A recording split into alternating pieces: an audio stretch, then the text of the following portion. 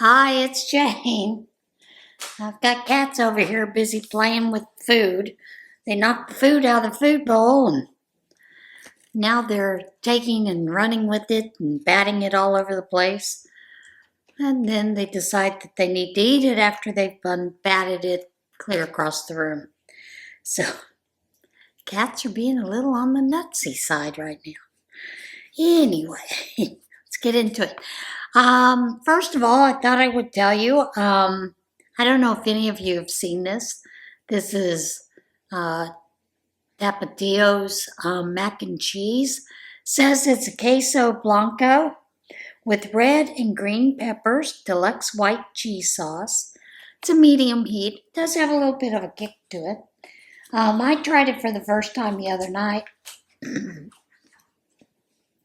just because I was curious. Now, I didn't see a single red or green pepper in it.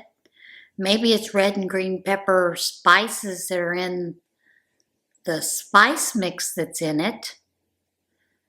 But I didn't see any actual peppers. And was kind of a little toasty bit. But the main thing is I think you need to add a few more, about 30 more seconds to the cook time for the macaroni before you add the cheese sauce in and let it sit and heat that way. But other than that, it was pretty good. Decent little serving size. So it wasn't too bad. Like I said, got a little crazy and thought, I think I'll try that. I don't normally go for things like that. Normally when I make my mac and cheese, I make it from scratch. So, yeah, just thought it was a little fun taste treat to try.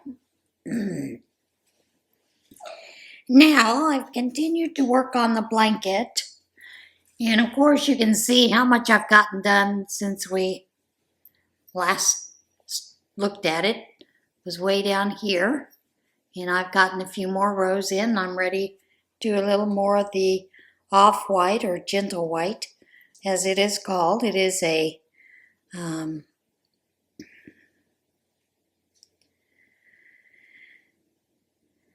gentle white by Nicole Stitch Studio, which for many of you that don't know, the basic yarn at Premier is what the Stitch Studio yarn was in the past. So yeah, it's coming along really nice. I could stop it right here for a nice Afghan. Like I said, I'm going to try to continue that a little bit further. My knitting sweater, I didn't get too far on it. Finding the best way to actually get a little knitting, crocheting, is actually to film a video, just chatting with you as we go along. So I'm going to move that up, that whole half a row or a row. And we'll plan on working on that a little bit. Got a little distracted because I had found the moss stitch in Tunisian crochet. So I chose to start a pattern scarf with that. And there is the scarf. It's come along really well. And I like this because that is the front. And then here is the back. So they're both very nice, regardless of which side you choose to wear it on.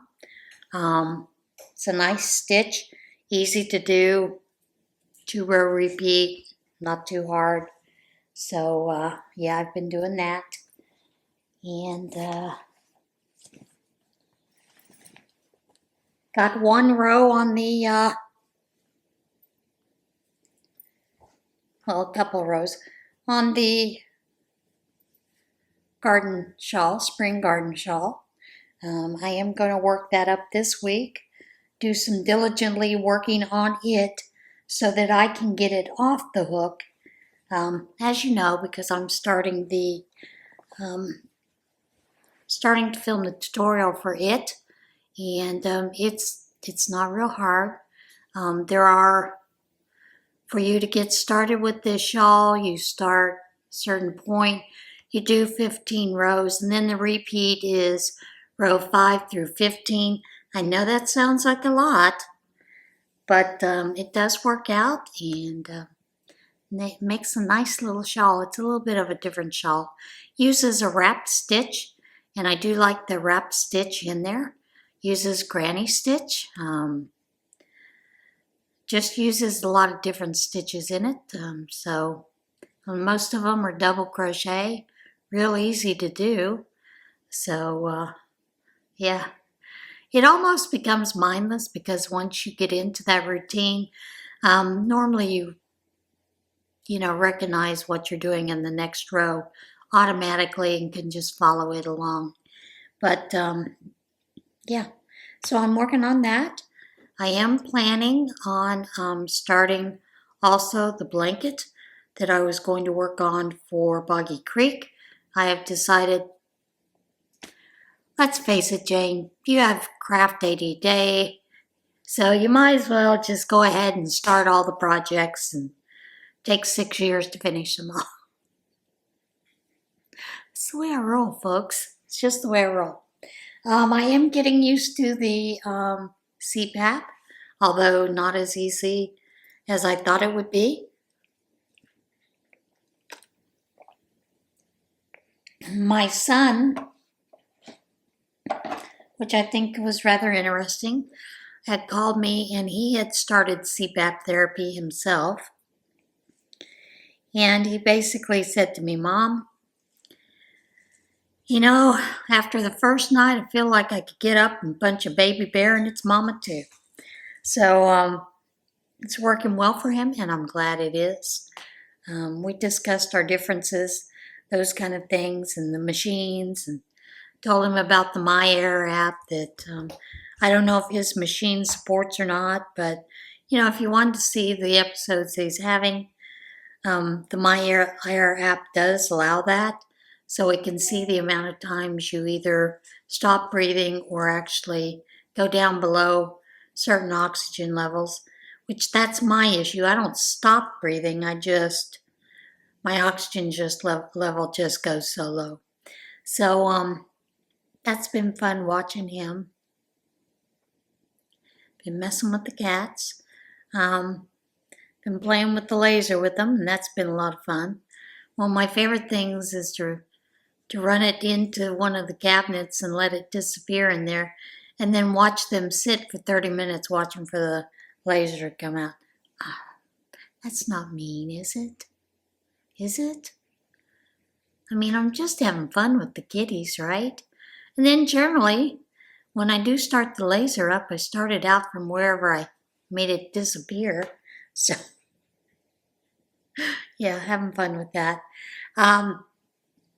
And I am going to also, because I'm sitting here looking at my cart that has all those cakes that I wound up, and they're just sitting there, and my mind is going antsy because I would like to work on it and get those things done, get them out of there so that the cart is empty. So I'm thinking of starting another blanket with that. As you know, Afghans, lapgans are some of my favorite things to make. It's just something I like to do. And of course, it's easy, mindless crochet. And generally, when I do it, lots of times I will do just either a granny square, granny rectangle, or I'll do back and forth granny. The block stitch is a good stitch to use for that, which is basically back and forth doing C to C, corner to corner, only you're just doing rows back and forth. You know, it's the granny stitch, not that hard. And sometimes I mix it up because I'll sit and I'll do, you know, certain things, and then I'll do a row of maybe that wrap stitch added in there, a couple of rows of it or something to change up the look of that blanket.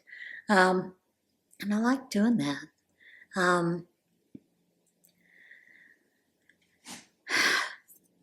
Now this romance ripple that I'm working on, it's one of the few patterns I have followed for a blanket that I love doing.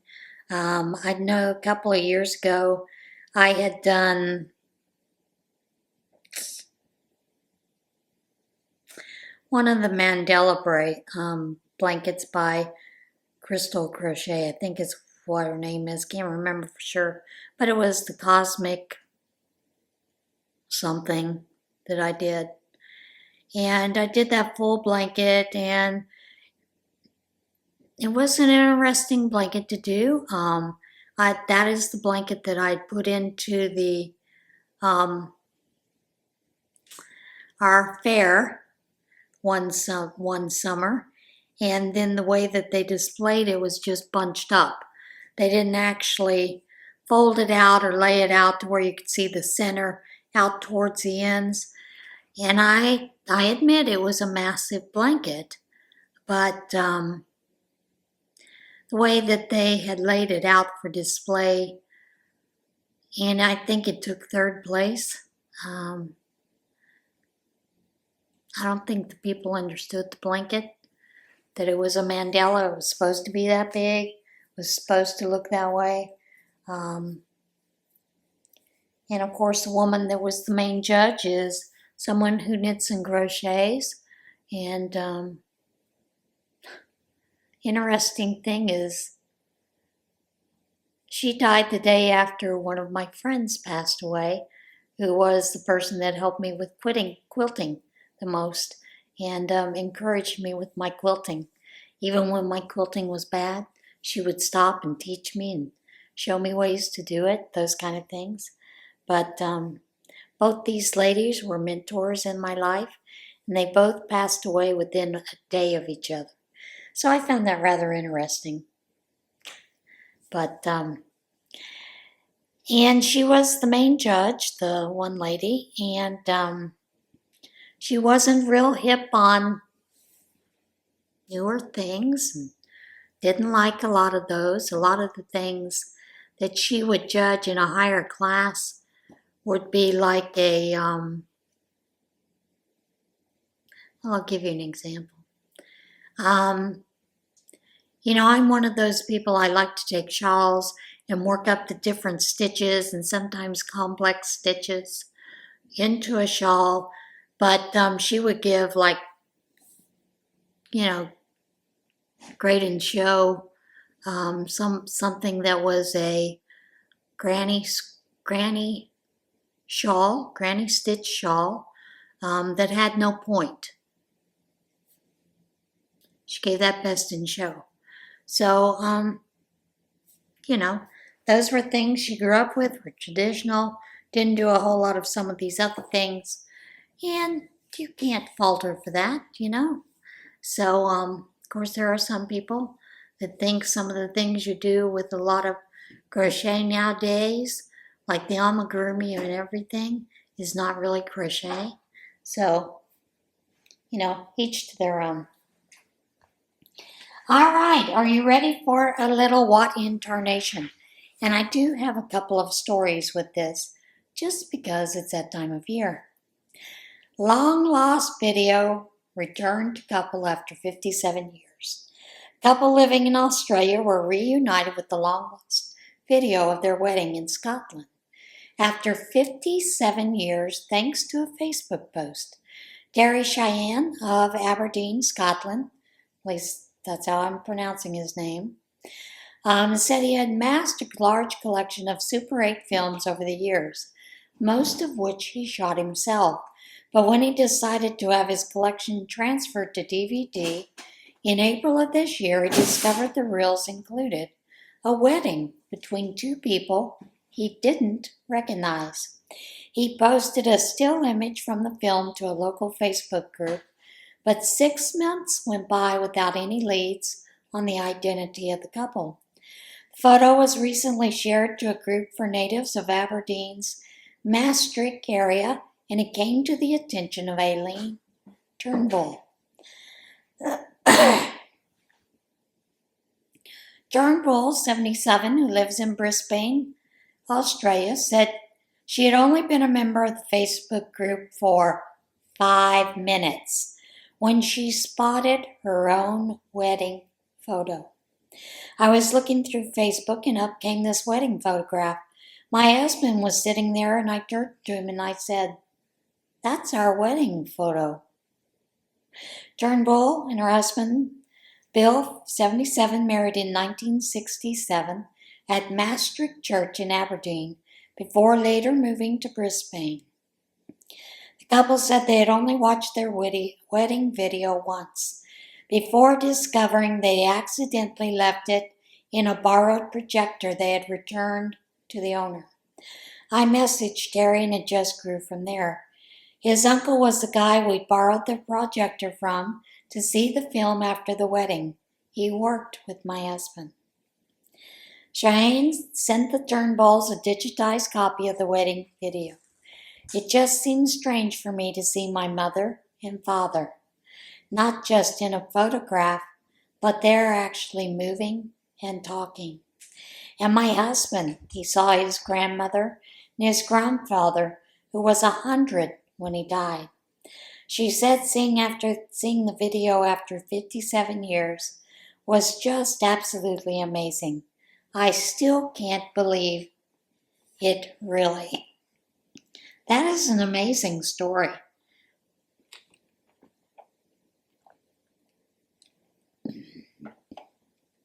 Trying to clear my throat. Especially how it came about.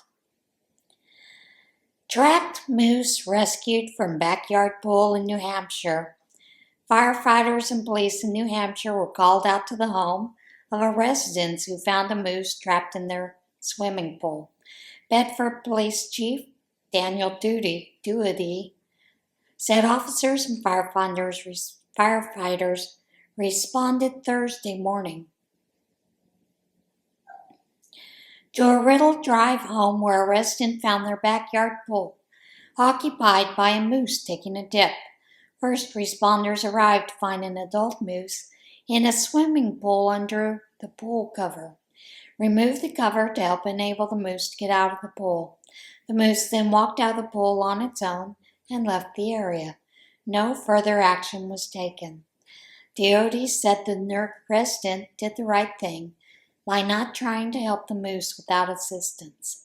I want to remind residents that moose can be very dangerous animals due to their size, and we appreciate the residents called us this morning to assist with this situation. We're pleased no people or animals were harmed in this incident. There are 2 links. One is to a picture and one is to an actual footage of the story. Film. Sometimes you wonder how things get where they're not supposed to be, like Detroit, Michigan.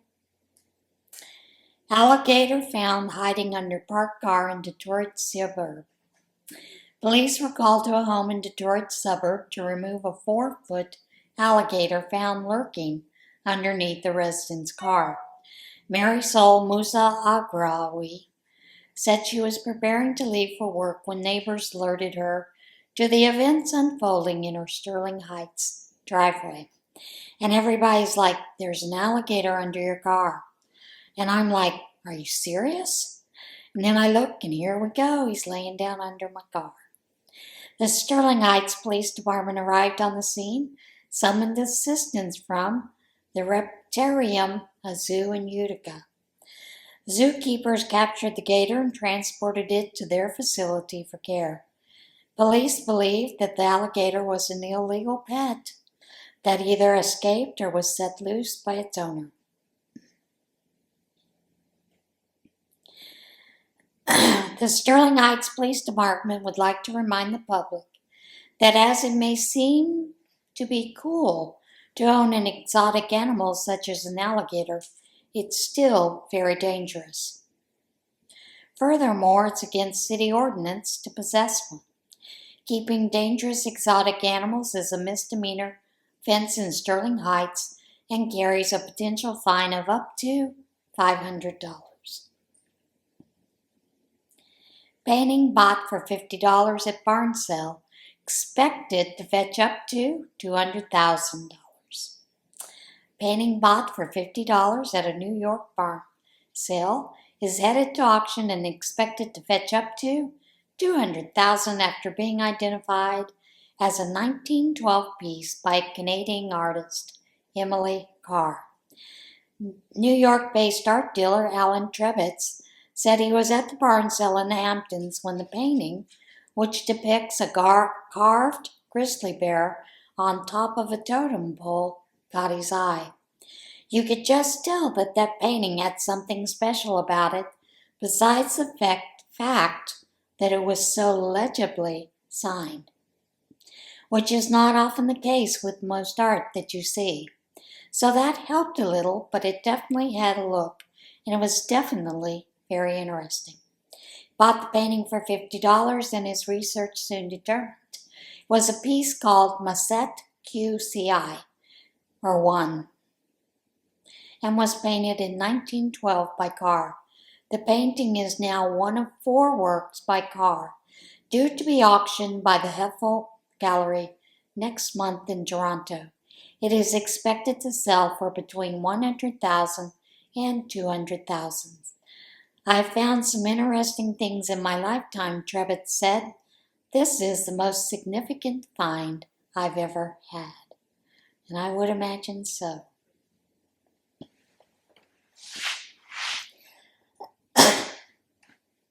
Dogs can get into some pretty sticky situations.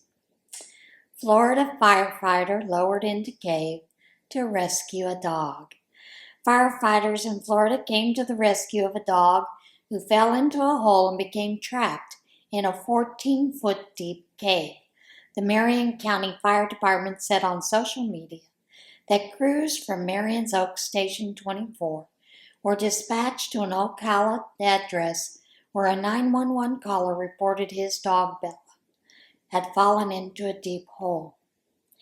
Firefighters arrived on the scene and requested assistance from a technical rescue team. A video shared by the department shows a firefighter being lowered into the cave to bring the canine back out to the surface. Firefighters removed her from the cave and returned her safely to her owner. So Bella is now safe and in the arms of her owner. You know, drivers in HOV lanes can get pretty creative, but this driver did something that I thought was very creative. Driver in HOV lane caught using plaid shirt as a passenger. A Washington State Patrol trooper stopped a driver in the high occupancy vehicle lane when their supposed passenger turned out to be the seat back, dressed in a plain plaid shirt. WSP District 2 Police and Public Information Officer Rick Johnson said on social media that the driver was stopped during the morning commute earlier this week on northbound Interstate 405 in Renton. Johnson shared a photo showing how the driver addressed the passenger seat in a large plaid shirt in an apparent attempt to make it seem like they had a person in the carpool lane. Reminder, a seat dressed up like a human still does not count for HOV. Drivers in Renton have been busted in similar scenes in the past. Driver was stopped on the same road in October 2023 when their passenger was identified as a creepy clown Halloween dummy. A first-time HOV violation carries a fine of $186 with an extra $200 fine added to the total if the driver is found to be attempting to disguise a doll or dummy as a passenger. It was unclear whether the most recent incident resulted in a ticket or whether the dressed-up seatback counted as a dummy.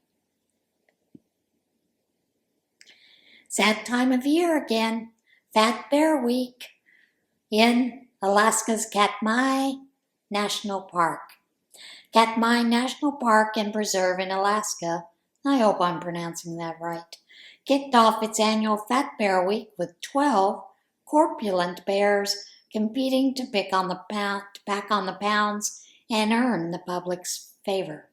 The park revealed its bracket Tuesday night, and voting on the official Fat Bear Week website is open to the public until it was open at noon on Wednesday. Sorry, I was getting ahead of myself. The year's bracket includes 2023 Fat Bear Week winner, Grazer, as well as other returning favorites including Chunk, Walker, 747, 164, and 901. The bracket is rounded out by several big-bellied brown bear newcomers. Fat Bear Week is a celebration of success and survival. The official Fat Bear Week website reads, "It is a way to celebrate the resilience, adaptability, and strength of Katmai's brown bears." Members of the public can vote daily for their favorite blubbery bears to move forward in the bracket, with the overall winner being selected in the final round of voting Tuesday. So you can vote until Tuesday for your favorite bear. There are 2 links down below. The first link actually shows a video on YouTube about Fat Bear Week. And then the second link is where you can actually do your voting for your favorite fat bear. I have a feeling we all know who Laura's going to choose. She has a favorite in this list, and I'm pretty sure that favorite is probably going to be in the top 2 again this year. So, that is it for the What in Tarnation. And now we're ready to move on to the devotional. Promises from God's Heart. Closing in on the ending here. I think we've got 1 more week before, maybe 2. Maybe 3. Looking through here, and looks like there's 3 weeks ahead of us. So, we're getting ready to see that come about. And the promises from God's heart for when you stray. If a man has 100 sheep and one wanders away and is lost, what will he do? Won't he leave the 99 others and go out into the hills to search for the lost one? And if he finds it, he will rejoice over it more than over the 99 others safe at home. Matthew 18:12 through 13. Or what woman who has 10 silver coins, she loses 1 coin, does not light a lamp, sweep the house, and search carefully until she finds it? When she finds it, she calls her women friends and neighbors together, saying, "Rejoice with me because I have found the silver coin I lost." Luke 15:8 through 9. The one who conceals his sin will not prosper, but whoever confesses and renounces them will find mercy. Proverbs 28:13. We have redemption, the forgiveness of sins in him. Colossians 1:14. But go and learn what it means. I desire mercy and not sacrifice, for I did not come to call the righteous, but sinners to repentance. Mark 9:13. But his father said to the servants, "Quick, bring the finest robe in the house and put it on him. Get a ring for his finger and sandals for his feet, and kill the calf we have been fattening. We must celebrate with feast, for this son of mine was dead and now returned to life. He was lost, but now he is found." So the party began. Luke 15:22 through 24. If you return, I will restore you. You will stand in my presence. Jeremiah 15:19. For the Son of Man is come to save that which was lost. Matthew 18:11. And that is it for today's video. I hope that you guys are keeping up with your projects, and I hope things are going well for you each week. And just remember to be a little kinder to yourself and to others. And I'll see you again next week. Bye.